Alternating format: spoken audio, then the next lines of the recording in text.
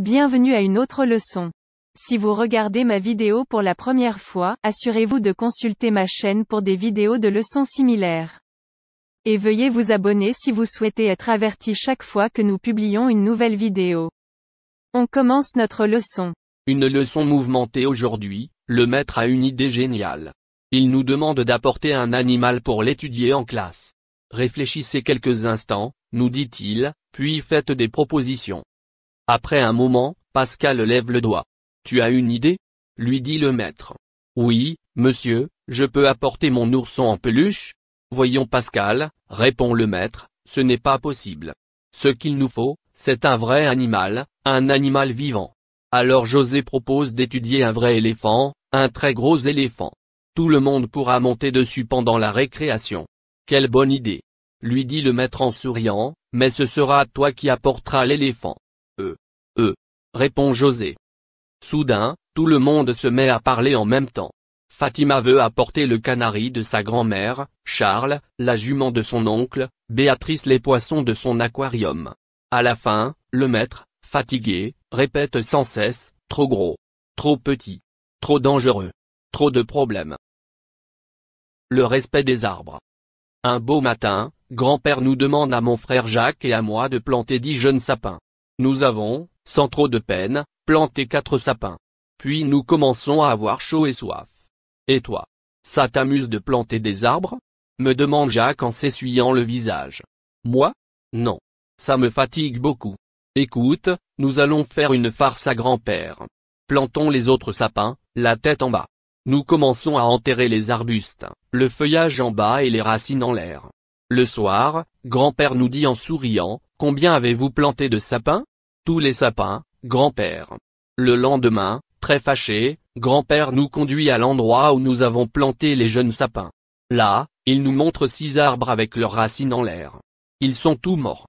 Regardez ce que vous avez fait, vilain garçon, s'écrie grand-père. Savez-vous ce qu'est un arbre? Un arbre, c'est la joie de la terre. Un bel arbre, c'est une fête pour les yeux, et des milliers d'arbres font la forêt. Depuis ce jour-là, nous avons le respect des arbres. Violetta aujourd'hui, je fais ma rentrée dans ma nouvelle école. Je viens d'arriver en France avec mes parents. Je m'appelle Violetta. J'ai 8 ans. Je sens que les élèves regardent ma tenue d'écolière. Je suis la seule à porter une jupe plissée et un chemisier blanc. Ici, tous les enfants ont des habits différents. Monsieur Martin, mon nouveau maître, me conduit à une place libre à côté d'Adrien, un garçon qui a le teint très clair. Moi, j'ai la peau de la couleur d'une tablette de chocolat au lait. Autour de moi, j'entends des chuchotements et des rires. Mes nouveaux camarades se moquent-ils de mes tresses et de mes rubans rouges? À la récréation, je reste avec Adrien qui me demande où j'ai appris si bien sa langue. Je lui explique que maman était professeure de français à Cuba. C'est elle qui m'a appris le français. Puis, je dessine mon île sur le sol. Quand je relève la tête, Adrien n'est plus seul. Une bande d'élèves de ma classe sont autour de moi. L'un d'eux, me dit, « Et si tu nous parlais un peu de ton pays ?» Bienvenue à une autre leçon. Si vous regardez ma vidéo pour la première fois, assurez-vous de consulter ma chaîne pour des vidéos de leçons similaires. Et veuillez vous abonner si vous souhaitez être averti chaque fois que nous publions une nouvelle vidéo. On commence notre leçon. L'habit d'Arlequin. Le carnaval approche. Tous les élèves parlent des déguisements qu'ils sont en train de préparer à l'école et à la maison. Le jour du carnaval, ils mettront leurs beaux habits puis ils défileront dans les rues en dansant et en chantant. Arlequin, leur petit camarade est très pauvre. Le jour de la grande fête, il n'aura pas de déguisement comme ses amis. Il est très malheureux. Les enfants et la maîtresse se réunissent et parlent à voix basse. L'après-midi, chaque élève apporte un petit morceau de tissu de son déguisement. Mais voilà. Tous ces morceaux sont de différentes couleurs. Comment faire? Les élèves ont une idée. Ils découpent les morceaux en petits losanges. La maîtresse les aide à les coudre ensemble. Puis, elle fait un habit dans ce tissu multicolore. Enfin, les enfants fabriquent un beau chapeau à 2 pointes. Le lendemain, la maîtresse et les enfants montrent le bel habit à Arlequin. C'est son déguisement. Oh! Dit le petit garçon tout joyeux. Il est merveilleux. Je penserais, en le portant, que chaque morceau est un morceau de votre amitié. La collection de Nicolas. Tous les copains de Nicolas collectionnent des objets. Nicolas est triste car il ne sait pas quoi collectionner. Il raconte. Un soir, à table, mon père me demande, est-ce qu'un de tes copains collectionne des cartes téléphoniques? Oui, Laurent a une collection. Tiens, j'ai 3 cartes qui ont déjà servi, tu pourras les lui donner. Nicolas, veux-tu finir le fromage? Me dit ma mère en poussant vers moi la boîte. Je regarde les 3 cartes que mon père vient de déposer sur la table et le couvercle de la boîte de fromage. Et tout à coup, j'ai une idée géniale, je décide de récupérer tout ce que je peux, boîte de fromage, boîte d'allumettes, autocollants, vieux stylos, cartes postales, timbres. Et tous les jours, j'apporte ma récolte à mes camarades. J'essaie de n'oublier personne, mais j'ai encore du mal à trouver les coquillages de Farid. J'attends les vacances au bord de la mer. Tous mes camarades s'imaginent que je ne collectionne rien, mais ils ne savent pas que depuis que je les aide à compléter leur collection, c'est les copains que je collectionne. Interdit aux brutes. Alex est une vraie brute. À l'école ou pendant les jeux, il nous oblige toujours à faire ce qu'il décide en nous disant, c'est moi qui commande. Un jour, un nouvel élève arrive. C'est Emmanuel. Emmanuel ne sait pas encore que cet Alex est une vraie brute. Aussi, quand Alex fait tomber Guillaume, Emmanuel aide le jeune garçon à se relever. Quand Alex veut jouer aux billes à sa façon, Emmanuel lui dit, il faut respecter les règles du jeu. Emmanuel demande un jour à Alex, veux-tu venir voir notre cabane? Alex refuse mais après un moment, il nous rejoint dans la cabane et nous dit, maintenant, voici à quoi on va jouer. Emmanuel l'interrompt et lui dit, c'est notre cabane et, ici, on décide ensemble. Ici, tu ne peux pas commander tout seul. D'accord? Alex baisse la tête puis il propose de nous aider à construire le toit de la cabane. Quand tout est fini, Emmanuel nous dit, j'ai une surprise pour vous, regardez. Et il nous montre la pancarte qu'il a accrochée à l'entrée de la cabane, interdit aux brutes. Tout le monde applaudit, même Alex. L'angine de Riquet. Aline a une angine. Elle est au lit depuis 3 jours. Ce matin, son frère Riquet entre dans sa chambre. Il regarde la boîte de couleurs de sa sœur, ses oranges, son verre de citronnade et il lui demande tout bas, comment as-tu fait pour attraper ton angine? Pour attraper mon angine. Tu crois donc que je l'ai fait exprès? Et pourquoi me demandes-tu ça? C'est bien d'être malade. Riquet quitte la chambre en disant qu'il descend jouer dans la cour. Un quart d'heure passe, une demi-heure passe et Riquet ne revient pas. Sa maman commence à s'inquiéter. Elle se prépare à descendre quand tout à coup on frappe à la porte. C'est la voisine qui ramène Riquet, un Riquet tout ruisselant d'eau. La maman remercie la voisine. Elle emmène Riquet dans sa chambre.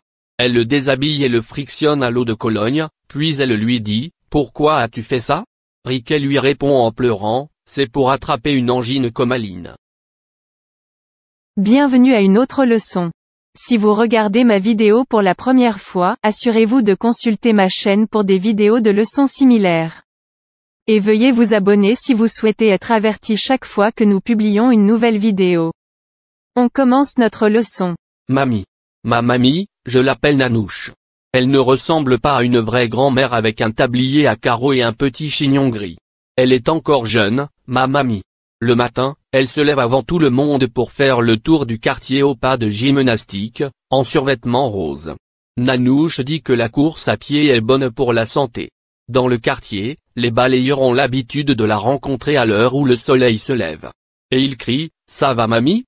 Nanouche répond toujours en souriant, « Oh oui, très bien. » Après la course, mamie passe chez le boulanger. Et elle achète plein de croissants chauds. Pas pour elle, non. Pour sa fille, qui est ma maman, pour son gendre qui est mon papa et surtout pour moi, qui suis son chéri. Elle grimpe 4 à 4 les marches d'escalier de nos 5 étages. Elle sonne à la porte en criant, « Alors. Vous n'êtes pas encore debout? Allez, tout le monde dehors du lit. Une belle journée va commencer. » Je l'admire Nanouche, ma mamie. Quand je serai grand. Je dis à mon père, j'ai longtemps réfléchi. Je sais maintenant ce que je ferai lorsque je serai grand. C'est décidé. Voilà qui est intéressant, me répond-il. Tu as raison de penser à l'avenir. Je t'écoute. Eh bien voilà. Je serai clown. Clown? Tu as bien dit clown? Un pitre, un guignol? Écoute papa. C'est le plus beau métier du monde. Je porterai un habit blanc et un chapeau pointu. J'aurai un nez rouge et... Un nez rouge? On choisit un métier, pas un nez. C'est pour amuser les enfants, papa. Lorsque j'entrerai sur la piste, magnifique, avec la fanfare et les projecteurs, d'un seul coup, ils s'arrêteront de parler. Ils auront les yeux fixés sur moi. Je les ferai rire. Je raconterai des histoires drôles. Des fleurs multicolores sortiront de mes oreilles. Tu verras. Je verrai quoi? Je jouerai de la trompette, je cracherai le feu. Tu seras fier de moi. Non, tu ne seras pas clown. Tu feras des études. Tu deviendras un homme important. Mais justement papa, le clown est un homme important, très important. Il est applaudi. Il est respecté et surtout il est aimé. Pour moi, c'est le plus beau métier du monde. On se déguise. Demain, c'est le carnaval. En quoi allez-vous vous déguiser? Tu as déjà une idée Antoine? Avec un vieux manteau de fourrure, maman m'a fait un costume, je serai un ours blanc. Et toi, Serge? Moi, je serai Zorro. J'ai fabriqué un masque et un chapeau et ma tante m'a donné sa cape noire. Et toi, Mariette? Si j'ai une robe longue, je serai déguisé en fée. Si j'ai une jupe courte, je serai une majorette. Et toi, Claude? Avec mon pullover bleu, mes bottes, mon ciré et mon bonnet, je serai un pêcheur. Et toi, Anne-Marie? Moi? Je me suis fait un casque spatial avec une boîte de carton peinte. Je serai cosmonaute. Tiens, voilà mon petit frère. Mais dis donc, Pierrot, ce n'est pas aujourd'hui qu'on se déguise. C'est demain. Mais ça va pas, je suis pas déguisé. On dirait un clown. Tu as les mains et la figure tout barbouillée. Je suis pas déguisé. J'ai mangé une tarte aux fraises. Le tour du monde de Dagobert. Dagobert adore les voyages. Mais, il n'a jamais voyagé.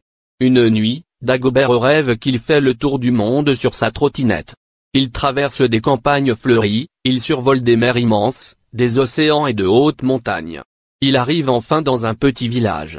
Il aperçoit, au bord d'un chemin, un mignon petit garçon aux cheveux frisés qui coupe un régime de bananes. Il arrête sa trottinette et lui dit « Bonjour ami africain. Je m'appelle Dagobert. Je viens de très loin. Peux-tu me dire dans quel pays d'Afrique je suis ?» Bonjour Dagobert, lui répond le petit garçon avec un beau sourire. Moi, mon nom est Abdou. Sois le bienvenu au Sénégal. Les deux garçons passent toute la journée ensemble. Ils font de longues balades à pied dans la brousse. Ils se promènent en barque sur le lac. Le soir, Abdou emmène Dagobert dans la case de ses parents. Là, un délicieux repas sénégalais les attend, du manioc, des frites de banane et de la confiture de mangue. Au petit matin, Dagobert fait ses adieux à Abdou et repart sur sa trottinette. Le voyage continue. La lettre de Lucie. Paris, le 10 mars. Chère Sonia, je t'écris cette lettre pour te dire que je garde de bons souvenirs de mes vacances en Tunisie. C'est un pays merveilleux. J'ai bien profité du beau soleil chaud, des plages de sable fin. Maintenant, c'est à ton tour de venir en France pendant les prochaines vacances. Je te ferai visiter Paris. Nous prendrons le métro pour aller voir la Tour Eiffel, l'Arc de Triomphe et d'autres monuments célèbres. Nous nous promènerons à pied sur la plus grande et la plus belle avenue de Paris, les Champs-Élysées. Toi, en Tunisie, tu m'as fait visiter le musée du Bardo. Moi, je t'emmènerai au musée du Louvre. Nous prendrons le bateau mouche pour faire une promenade sur la Seine. Tu seras émerveillé et je suis sûr que toi aussi tu garderas de bons souvenirs de Paris. À bientôt. Je t'embrasse. Ton ami Lucie. La marchande de silence. Il était une fois une grande ville avec des rues bruyantes. Il y avait tellement de bruit dans cette ville que personne n'entendait personne. J'en ai assez du bruit de la ville, se dit la petite fille, du bruit des voitures, des autobus, des gens qui parlent à haute voix. J'ai une idée, je vais aller chercher le silence. La petite fille prend une valise. Dans cette valise, elle met des boîtes vertes, blanches, bleues. Elle va à la campagne, à la montagne, au bord de la mer.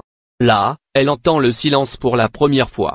Mais c'est un silence qui n'est pas tout à fait silencieux car on entend les oiseaux chanter, on entend le vent, les arbres, la rivière. La petite fille ouvre les boîtes et laisse entrer le silence de la campagne, de la montagne, du bord de la mer. Puis elle retourne en ville. Elle ouvre sa valise sur le trottoir et propose ses boîtes aux gens qui passent. Demandez du silence. Le silence vert de la campagne, le silence blanc de la montagne, le silence bleu de la mer. Mais personne ne s'arrête pour prendre les boîtes de silence qu'elle offre aux passants. L'école en fête. Dans la classe de Violetta, tout le monde parle de la fête de fin d'année. Monsieur Nicolas a demandé aux élèves de former des groupes pour répéter un poème, un pas de danse, une chanson. Après la classe, de petits groupes se forment devant l'école. Chacun parle du beau spectacle qu'il va préparer pour faire plaisir à ses parents. Abdou a choisi son copain Ludovic. Il s'entraîne sur un sketch comique. Marion se joint à Magali. Elles hésitent encore entre un numéro d'acrobate et une pièce de théâtre. Violetta fait équipe avec son ami Adrien. Lui, il sait jouer du violon. Elle sait danser. Alors, ils présenteront en duo une danse accompagnée de musique salsa. Mais c'est quoi la salsa? Demande Adrien. C'est la danse de mon pays, répond Violetta. Et tu crois que je vais savoir jouer de la musique cubaine avec mon violon? Mon père t'aidera. Tu verras, nous allons montrer à tout le monde ce que nous sommes capables de faire. Le jour de la fête arrive. Dans la cour décorée de ballons et de guirlandes multicolores, Monsieur Nicolas fait un petit discours pour accueillir les parents. Puis le spectacle commence. Paulette est tombée malade. Dans notre maison, il y a un salon. Et dans un coin du salon, il y a Paulette qui ronronne jour et nuit. Paulette, c'est notre grosse télévision qui répond dès qu'on appuie sur ses boutons. Du matin au soir, il y a toujours quelqu'un qui veut la regarder. D'abord, c'est grand-mère. Installée confortablement devant la télé, elle dit chaque matin à maman, « Je vais prendre ici mon petit déjeuner, je veux suivre les recettes données par les cuisiniers. » Ensuite, c'est au tour de mon petit frère. Il attend un moment, puis il dit à grand-mère en ronchonnant, « Grand-mère, je veux regarder les dessins animés. » Il passe des heures devant la télé. Lorsqu'il voit papa arriver, il sait que la séance de télévision est terminée pour lui. Donne-moi cette télécommande, c'est l'heure de la météo. Depuis 2 jours, Paulette ne ronronne plus. Quand on appuie sur le bouton, elle fait couic. Nous sommes tous malheureux. Quand allez-vous faire soigner Paulette? Demande mon petit frère. Énervé, ma mère répond, c'est une honte, tu ne peux pas vivre sans télé? L'ordinateur de Didier.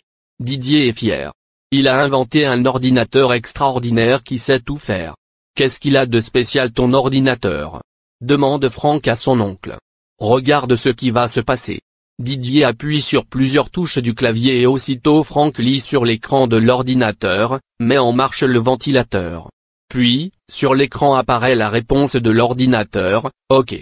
Enregistré au même moment, Franck entend le bruit du ventilateur qui se met en marche. C'est incroyable. S'écrie-t-il de plus en plus étonné.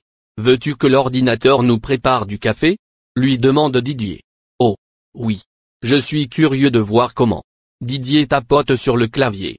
Après un moment, un robot relié à l'ordinateur par un long fil, se précipite vers la cuisinière et se met à préparer du café. Ce robot, explique Didier, exécute tout ce que lui demande l'ordinateur. Il peut cuisiner, jardiner, faire le ménage. C'est formidable, s'exclame Franck émerveillé. Il ne manque plus que la parole à tes 2 machines.